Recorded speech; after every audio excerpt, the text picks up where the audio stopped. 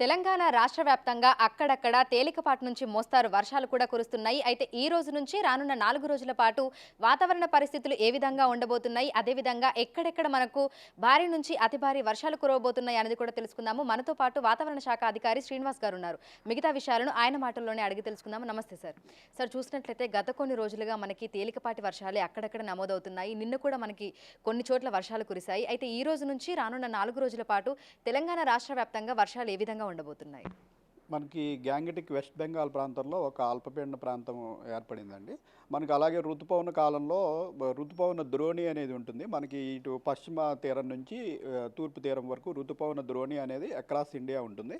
So ఆ ఋతుపవన ద్రోణి కూడా మనకి గంగానగర్ నుండి ఢిల్లీ మీదుగా ఇదే అల్పపీడన ప్రాంతం గ్యాంగటిక్ వెస్ట్ బెంగాల్లోని అల్పపీడన ప్రాంతం వరకు కొనసాగుతుంది. అలాగే మరొక ద్రోణి మనకి దక్షిణ రాజస్థాన్ నుండి మధ్యప్రదేశ్, ఛత్తీస్గఢ్ మీదుగా ఇదే అల్పపీడన ప్రాంతం వరకు కొనసాగుతుంది. ఇది ఈ మధ్యప్రదేశ్, ఛత్తీస్గఢ్ మీదుగా పోతున్న ద్రోణి మనకి ఉత్తర తెలంగాణ జిల్లాలకి కొద్దిగా దగ్గరగా ఉండటం వల్ల ఆ ప్రాంతంలో కూడా మాయిశ్చర్ అక్యుములేషన్ జరిగి మాన్సూన్ చురుకుదనం పొందే అవకాశం ఉంది, ముఖ్యంగా ఉత్తర తెలంగాణలోని జిల్లాలకి.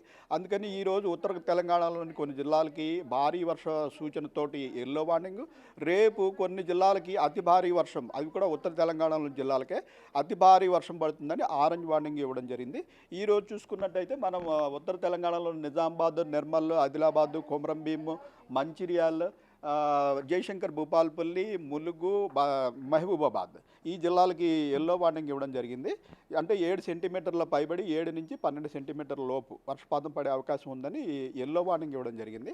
రేపు మనకి ఉత్తర తెలంగాణలోని 6 జిల్లాలు నిజామాబాద్, నిర్మల్, ఆదిలాబాద్, కొమరంభీం, మంచిర్యాల్, జగిత్యాలు ఈ 6 జిల్లాల్లో 12 సెంటీమీటర్ల పైబడి వర్షపాతం పడుతుందని ఆరెంజ్ వార్నింగ్. మిగిలిన 5-6 జిల్లాలు ఉత్తర తెలంగాణలోని జిల్లాలకే భారీ వర్ష సూచనతోటి ఎల్లో వార్నింగ్ ఇవ్వడం జరిగింది. అలాగే ఎల్లుండి చూసుకున్నట్టయితే ఒక 3 జిల్లాలకి ఈ ఆరెంజ్ వార్నింగ్, ఆదిలాబాదు, కొమరంభీం, మంచిర్యాల్ 3 జిల్లాల్లో అతి భారీ వర్షం అంటే 12 సెంటీమీటర్ల పైబడి వర్షం, మిగిలిన 5-6 జిల్లాల్లో ఎల్లో వార్నింగ్ ఇవ్వడం జరిగింది. రాష్ట్రంలోని మిగిలిన సెంట్రల్ తెలంగాణ, దక్షిణ తెలంగాణ జిల్లాల్లో ఆకాశం మేఘావృతం అయి ఉండి కొద్దిపాటి జల్లులు అక్కడక్కడ పడే అవకాశం ఉంది అంతే. సరే, అయితే ఈసారి ఎర్లీ మాన్సూన్ వచ్చినప్పటికీ కూడా అనుకున్న స్థాయిలో మనకి వర్షపాతం అనేది నమోదు కావడం లేదు. జూన్ నెలలో చూసుకున్నా కూడా అదే విధంగా ఉంది, అంటే లోటు వర్షపాతమే నమోదయ్యింది. మరి జూలై నెలలో ఏ విధంగా పరిస్థితి ఉండబోతోంది?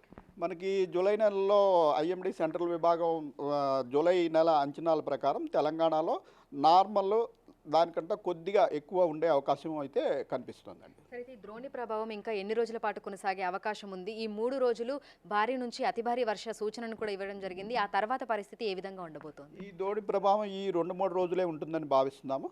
తర్వాత మళ్ళీ మనకి ఈ పశ్చిమ మధ్య బంగాళాఖాతంలో కానీ, ఇటు అరేబియన్ సముద్ర తీర ప్రాంతంలో కానీ ఏదైనా అల్పపీడనం ఏర్పడినట్టయితే మళ్ళీ మాన్సూన్ యాక్టివ్ అయ్యి తెలంగాణ మీద వర్షాలు పడే అవకాశం ఉంటుంది. ప్రస్తుతం రాగల 3-4 రోజుల్లో అటువంటి అవకాశం మనకి కనిపిస్తుంది. అయితే గత కొన్ని రోజులుగా ఈదురుగాలులను కూడా ఎక్కువగా చూస్తున్నాము. అయితే ఈ వర్షాలు ఉరుములు మెరుపులు ఈదురుగాలులతో కూడుకొని ఉంటాయా, లేదంటే ఏ విధంగా ఉండొచ్చు?